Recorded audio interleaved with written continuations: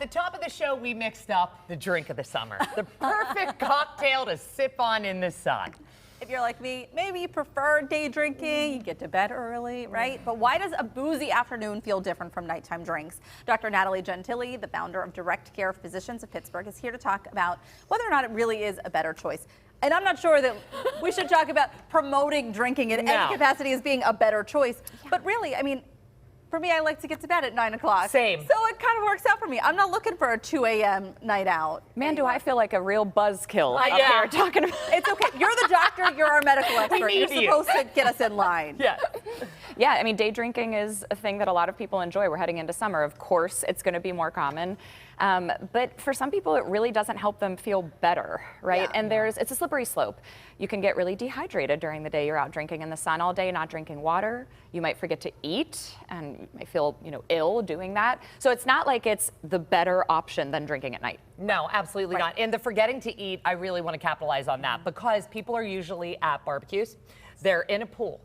No one wants to shove in the sandwich that you should before a couple glasses of rosé by the pool. Right. So, they skip it. What are things that people should be snacking on if they decide to imbibe in the sun and during the day? Sure. So having some snacks nearby that are more like a carbohydrate heavy are a good idea, just to help the stomach a little bit. And having some water in between drinks, please. So don't forget to also hydrate with water when you are drinking. And you say it also can make you sleepy. Day drinking can make you a little tired. And so not only could that be bad, but for many reasons, but also if you're in the sun and you fall asleep in a chair or on the beach, you're looking at potentially some severe burns too. Sure. So think about what's happening during the day. So you're sitting out under the sun, you could definitely get burned, but you're also in a state where you might not be safe enough to swim. Right? You may not have as good reaction time to drive.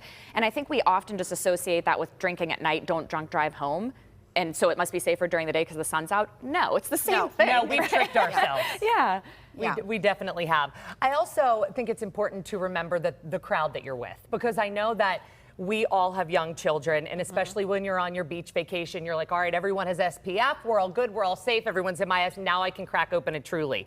It really goes farther whenever you're in the sun to me. And I don't know, again, if that is because we're 90 now and we appreciate a 9 o'clock bedtime, but I feel like whenever drinking in the sun could be more dangerous than drinking at night. Oh, certainly. And I think people do tend to feel it more because they tend to probably drink more throughout a long day period than a short going out at night. Yeah, over a dinner. I read this article in the New York Times about how day drinking just hits different.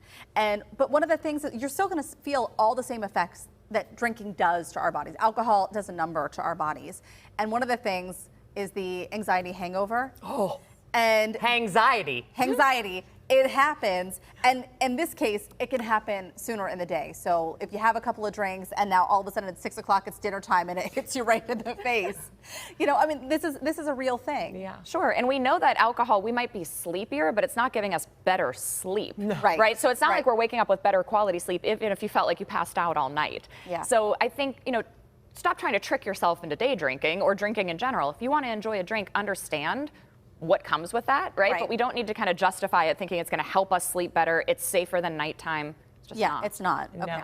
No, absolutely not. Also, a very good piece of advice, obviously, is to prevent the hangover. You need to not induce the hangover. Right. But would you say if someone is going to enjoy a few adult beverages this summer, it's just continue to hydrate and slow down? Yeah.